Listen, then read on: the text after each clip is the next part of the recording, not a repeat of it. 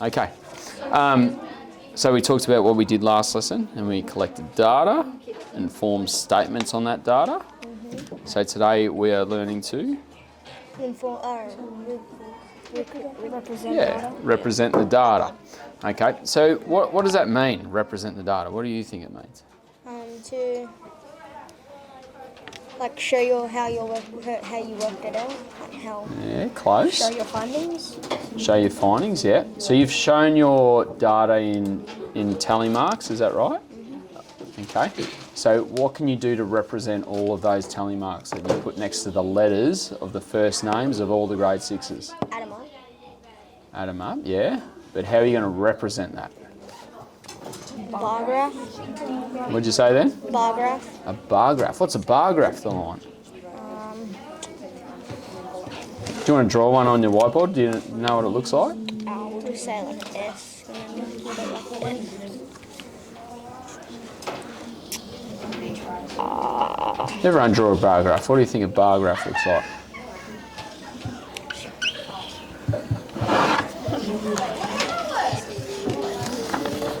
We'll say we got 3.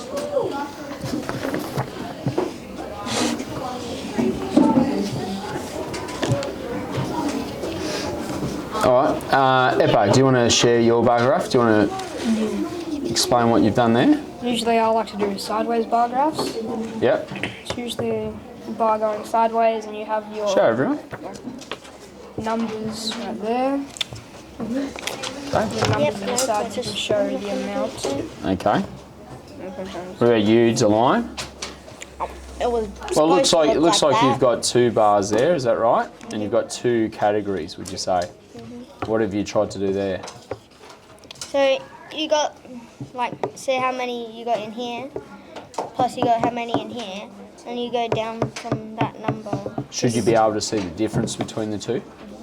Okay. So visually, can you see the difference between the 2 of those bars? Look at it now. Do they look a bit similar height, or do you reckon you could change that as well? My head. Something to consider? No, not at all, mate. Sam, what have you done there?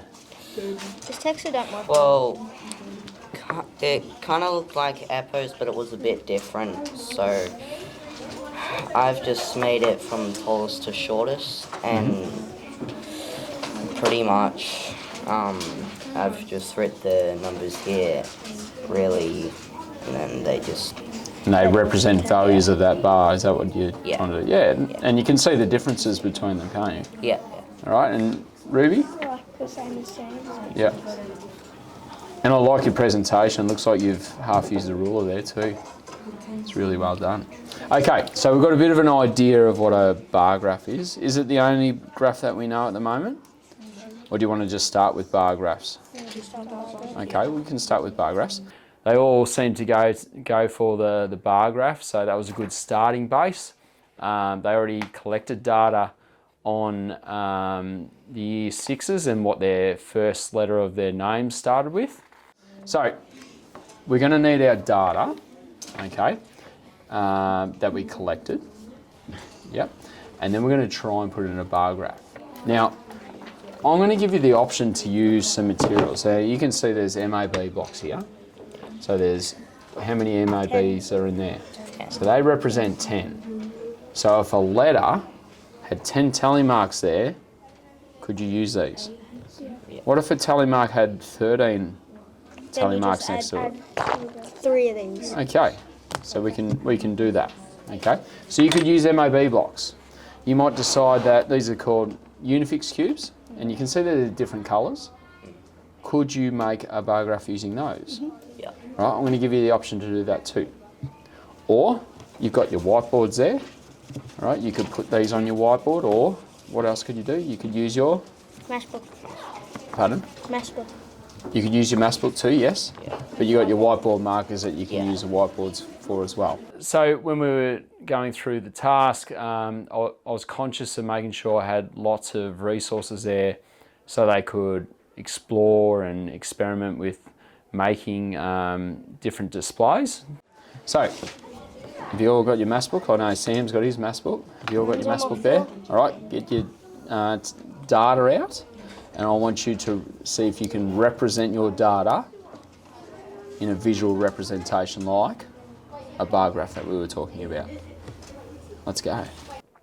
So then you could see they took on the bar graph. You could see that DeLine, his setup at the start he was having a little bit of trouble with. Sam seemed to struggle with setting up a bar graph altogether.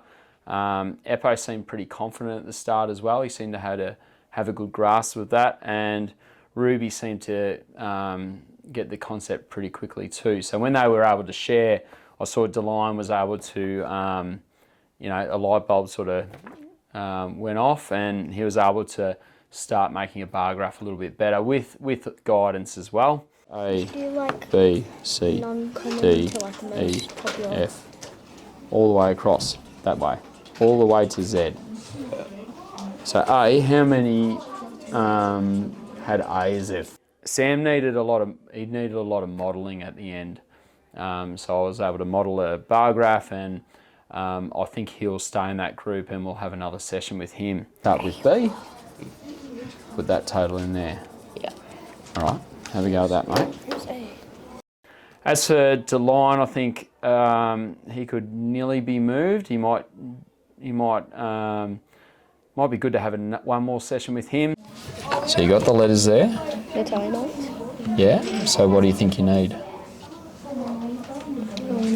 What's the most amount of tally marks that are there? 5. Can you see? Oh, 12. All right, S had 12.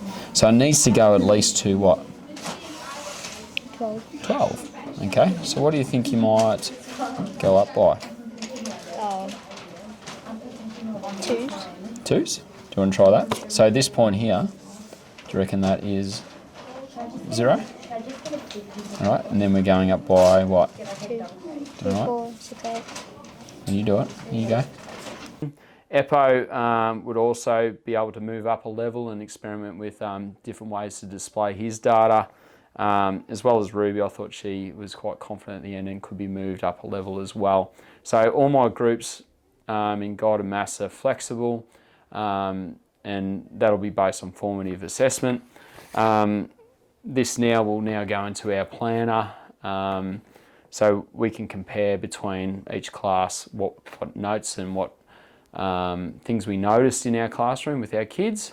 So it keeps the discussion on our kids. But other than that, hope you enjoyed. That was pretty good, I thought.